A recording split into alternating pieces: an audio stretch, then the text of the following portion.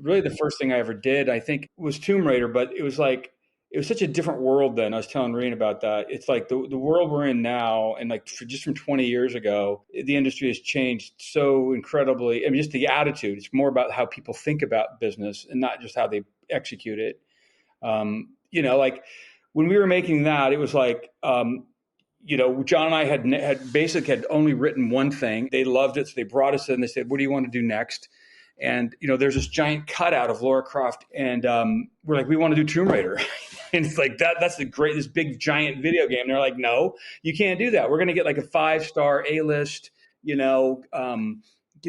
writer teams, whatever." So we said, "Well, fuck you." We went home and we called them back. We came up with a pitch the next day, and we called them back. We had agents call, say, tell them that we're going to write the script, and if they don't at least hear our pitch, then we're just going to write it. They're going to have to pay triple for it.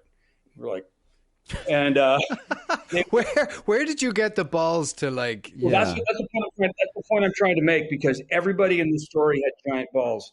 And that's how you got movies made back then. And people are trying to mitigate risk, and you can't do that in this business, So we went back, we pitched it. We got to the meeting, and nobody showed up for like 2 hours. And finally, they roll in and pitch it. And we were driving off the Warner Brothers lot. We get a call from our agent and said, the director said that he loved it. He saw the whole movie. He wished he would have had a bag of popcorn. And we were off to the races. We went and pitched it to Paramount. They bought it. We went to London, where they said, now here's another thing. They're banking on us, right? These two guys that had written one movie for them. And they sent us to London, and we've got 2 weeks to fulfill a contract to present a script to Eidos, the video game company, or they're going to have to pay $6 million more on top of what they've already paid. But here's that risk again. They're just fucking going for it. Why not? But they're like, we're going to set you guys up at a hotel. We were writing 24/7. In fact, one night we're playing music really loud. It's like 2:00 in the morning, and both of us are hammering out scenes. And all of a sudden, we hear like a fire truck outside. So we open up the balcony windows. We're like on the 3rd floor, and there's a ladder coming up to our window because we had headphones on. We were writing and we were smoking, and they thought that our room was on fire. That's how much you were smoking. And that's how much we were smoking back then. And then they would show up with like tons of cash, like every day the producer would show up with 300 pounds. Here's your per diem, but keep writing.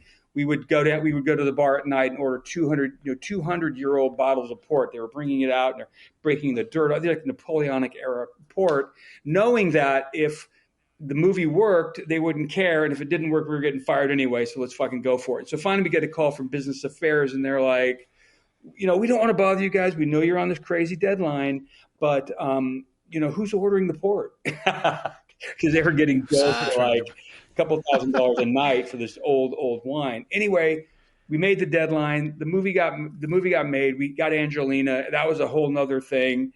But Jolie, for anybody who's not familiar with the movie. And the movie goes on to be, the most successful video game adaptation in history up until Super Mario. And it made a couple of $1 billion. But these guys were willing to throw millions and millions and millions at it at the beginning in order to make this one show.